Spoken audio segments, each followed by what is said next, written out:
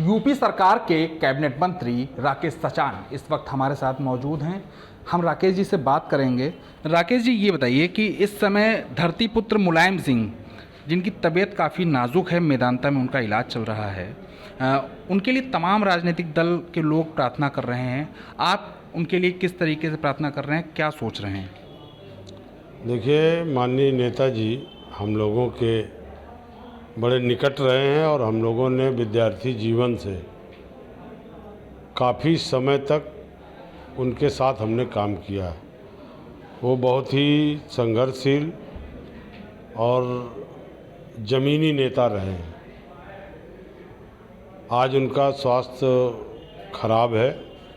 हम ईश्वर से कामना करते हैं कि वो जल्दी स्वस्थ हों और स्वस्थ होकर के घर वापस आवें, क्योंकि अभी इस देश को और प्रदेश को उनकी आवश्यकता है। वैसे राजनीतिक जंग चला करती है आप लोगों के बीच में, तो ऐसी स्थिति में वो बीमार हैं, तो क्या लग रहा है कि वापस पुनः ठीक होंगे, ठीक होकर विपक्ष में खड़े होंगे?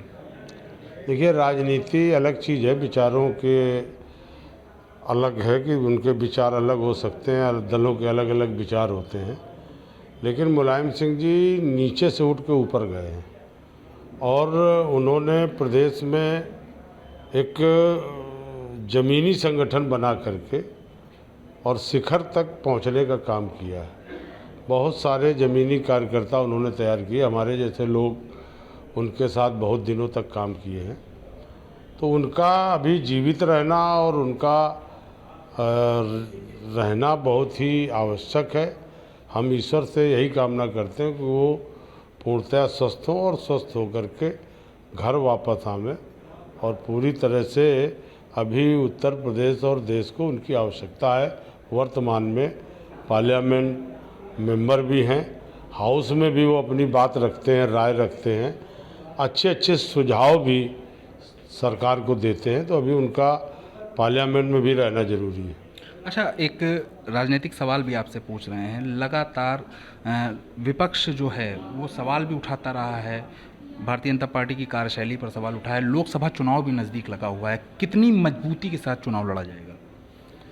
देखिए, भारतीय जनता पार्टी विधानसभा चुनाव के बाद पूरी तरह से लोकसभा की तैयारी में जुटी है।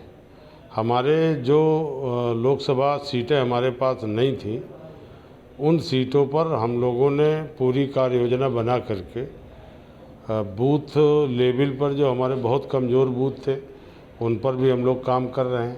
तो हमारा संगठन निरंतर लोकसभा की तैयारी में है, और जो बूथ हम हारे थे उन बूथ को कैसे जीते उसकी भी रणनीति हम लोग बना रहे हैं। तो हर तरह से लगातार भारतीय जनता पार्टी के संगठन, चाहे हमारा युवा मोर्चा हो, चाहे महिला मोर्चा हो, चाहे हमारा मेन संगठन हो, चाहे हमारे जितने भी संगठन से जुड़े लोग हैं, सब ज़मीन पर काम कर रहे हैं। और 75+ का जो भारतीय जनता पार्टी का टारगेट है, उत्तर प्रदेश बड़ा राज्य है, यहाँ योगी जी का नेतृत्व है। गरीब कल्याण की योजनाएं जन जन तक पहुंचाई जा रही हैं। गरीबों तक हर तरह से सुविधा उनके पास तक पहुंचे, ये हमारे संगठन के लोग, कार्यकर्ता लोग करते रहते हैं। तो हमारा तो चुनाव घोषणा 24 में होगी, चुनाव होगा, लेकिन ऑलरेडी भारतीय जनता पार्टी चुनाव की तैयारी कर रही है और ज़मीन पर है। और पूरी तरह से भारतीय जनता पार्टी चुनाव उत्तर प्रदेश में 75+ सीटें जीतेगी और देश में पुनः हमारे नरेंद्र भाई मोदी फिर प्रधानमंत्री बनेंगे। क्योंकि जन जन तक भरोसा, अगर लोगों का भरोसा किसी लीडर पर है तो नरेंद्र मोदी पर है, और नरेंद्र मोदी पुनः इस देश के प्रधानमंत्री बनेंगे। अच्छा, अगर बात करें ओम प्रकाश राजभर की, अखिलेश का दामन छोड़कर अब वो अखिलेश के ही गढ़ में ताल ठोक रहे हैं, क्या कहेंगे? अब देखिए, ओम प्रकाश राजभर जी से आप बात करिए, बाकी अब वो इस समय क्या कर रहे हैं, क्या नहीं कर रहे हैं, ये उनसे पूछेंगे तो ज़्यादा वो आपको सही उत्तर देंगे। अच्छा, भारतीय जनता पार्टी के काफ़ी कसीदे भी उन्होंने पढ़े हैं। क्या लग रहा है कि भारतीय जनता पार्टी की तरफ उनका रुझान बढ़ रहा है? अब आगे उनका क्या विचार है, लेकिन जहाँ वो विधानसभा के चुनाव में थे वहाँ बात उनकी बिगड़ी हुई है। आगे वो क्या रास्ता तय करेंगे ये तो वही जानते हैं।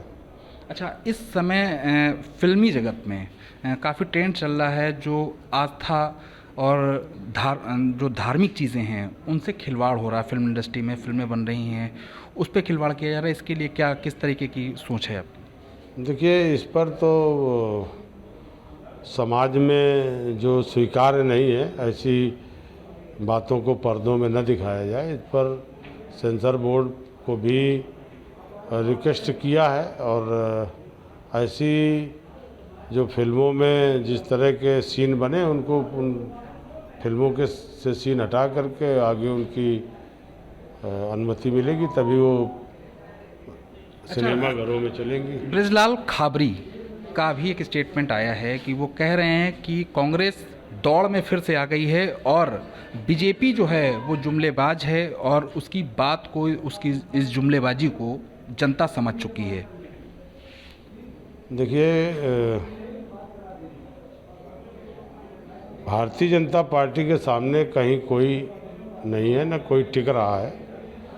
बाकी सभी लोग तो कहेंगे कि हम सामने आ गए हैं, तो ठीक है, वो तो जब जनता बताएगी। जनता ने 14, 17, 22 हर चुनाव में 14 ने देखा है, 19 में भी बड़ा गठबंधन होकर के सामने आया था, उसके भी नतीजे सामने आए हैं। तो जनता सब समझती है कहाँ किसके हाथ में देश सुरक्षित है। फैसला जनता करती है, वो सही करती है। पहली बार 37 सालों के बाद जनता ने फैसला किया, दोबारा भारतीय जनता पार्टी की डबल इंजन की सरकार उत्तर प्रदेश में बनाई है और जनता को फिर ये मालूम है कि हमें आगे देश किसके हाथों में देना है। तो ये थे राकेश सचान जी, जिन्होंने मुलायम सिंह यादव की स्वस्थ होने की कामना भी की है, मजबूत विपक्ष के होने की बात भी कही है, साथ ही साथ उन तमाम राजनीतिक दलों पर सवाल भी खड़े कर दिए हैं कि अब 2024 का लोकसभा चुनाव भारतीय जनता पार्टी पूर्ण बहुमत से जीत रही है। कानपुर देहात से विकास धीमान, एबीपी गंगा।